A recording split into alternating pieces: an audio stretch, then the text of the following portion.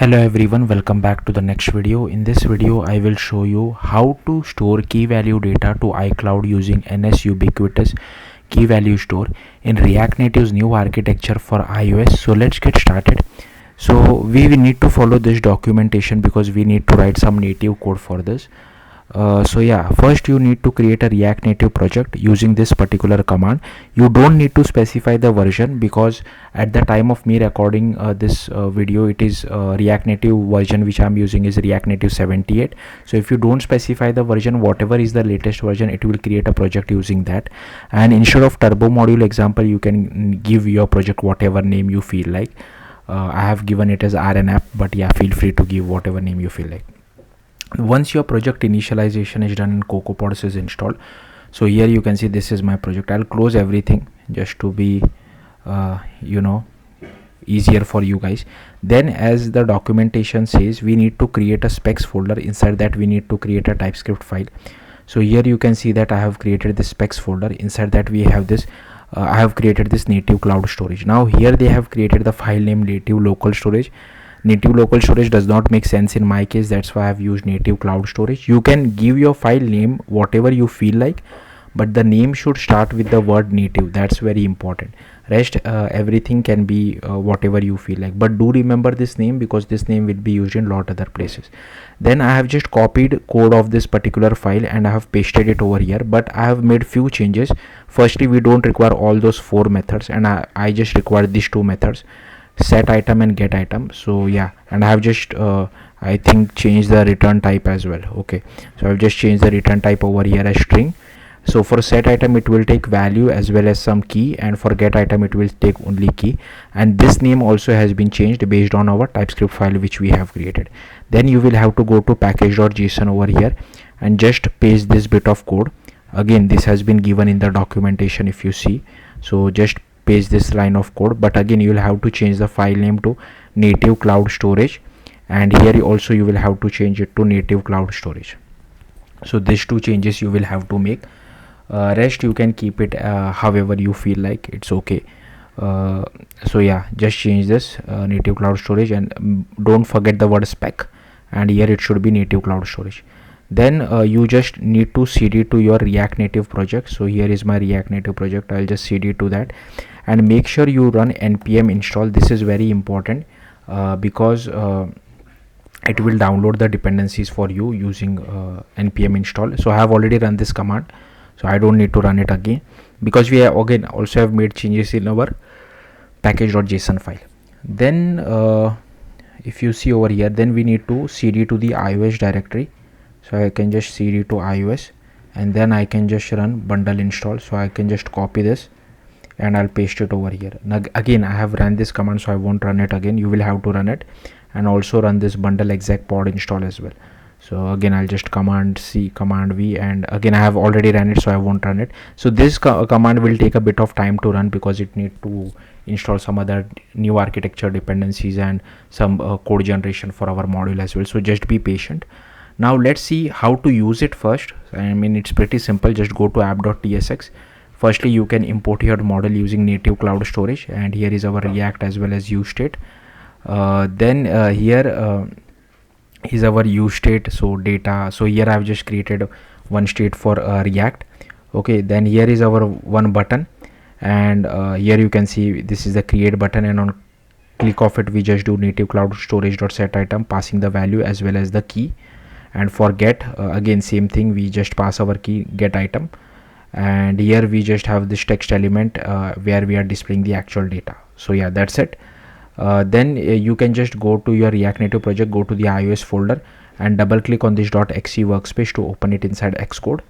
So I have already opened it. So first you will have to go to your project, go to sign in and capabilities, and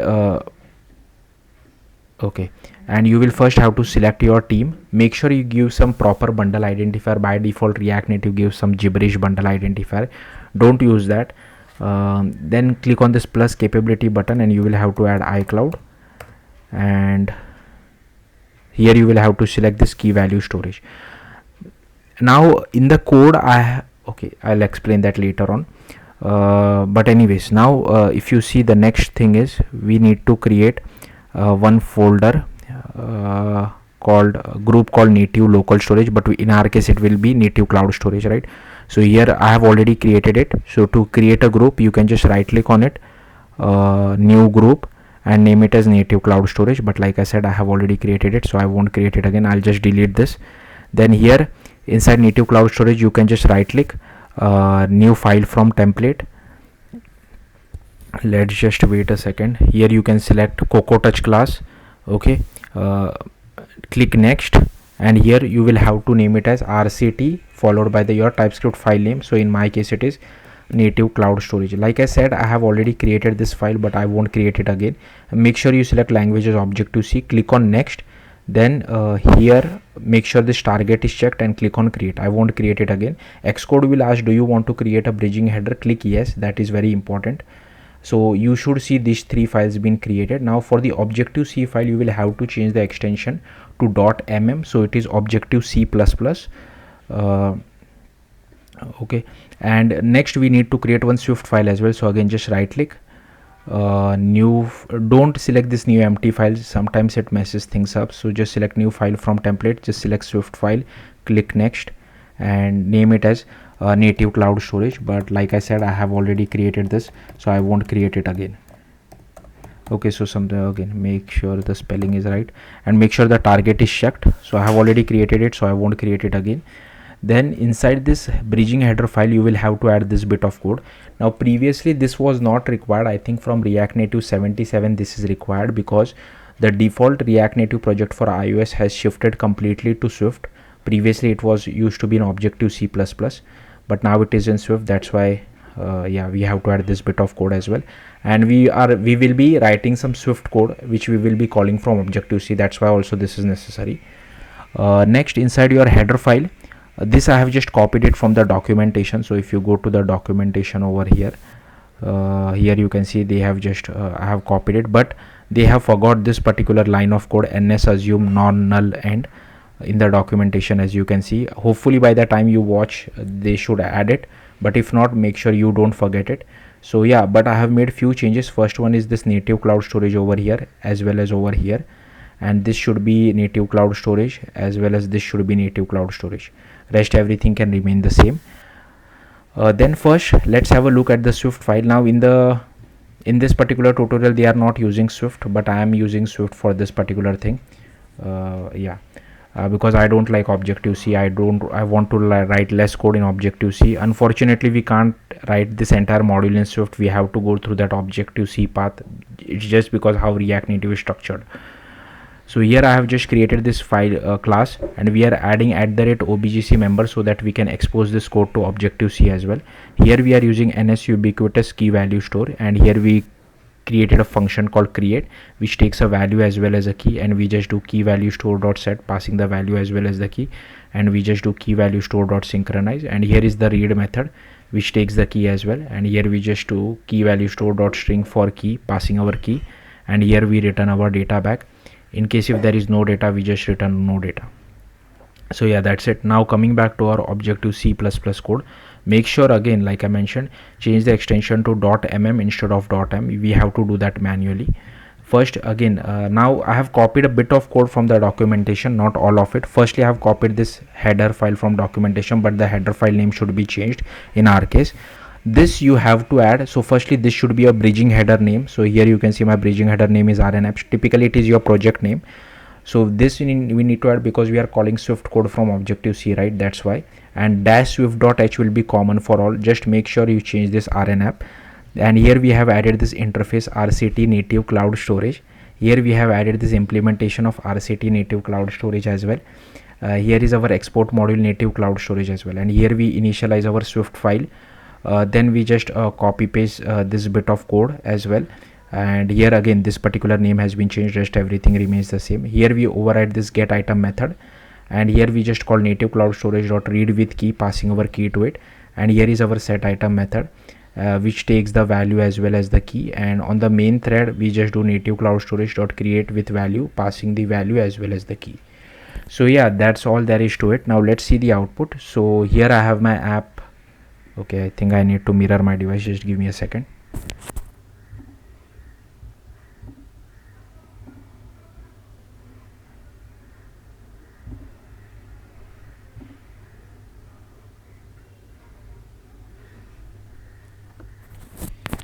Okay, so here I have two buttons. So first I'll click on the create button, and for create we don't have a return type, so yeah, now I'll just click on read, and here you can see hello coding with nobody.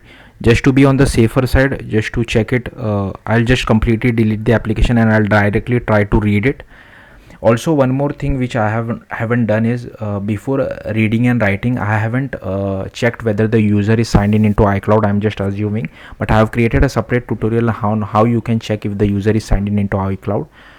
You can watch that. I don't want it to confuse you all guys with more extra code, because like already this is pretty much like pretty much complicated if you are a beginner.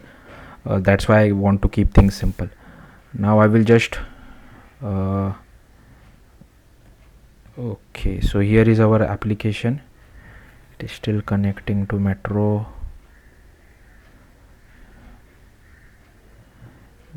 Let me start Metro as well. I'm directly running it from Xcode, but yeah, it's up to you. If you want to run it from that React Native command, you can run it. I'm just starting the Metro because I'll directly click on read, and here you can see I'm getting hello coding with nobody.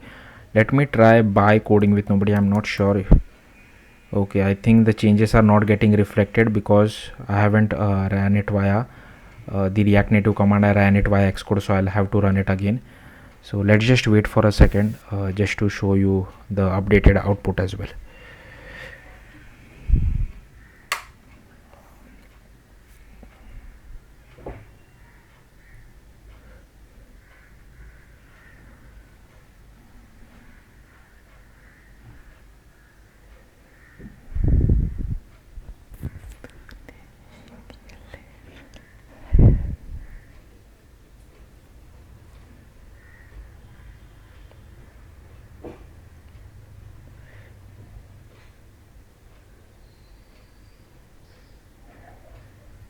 Okay, now I'll just click on create. I'll click on read, and here you can see by coding with nobody. So yeah, that's it. Thank you for watching. Bye.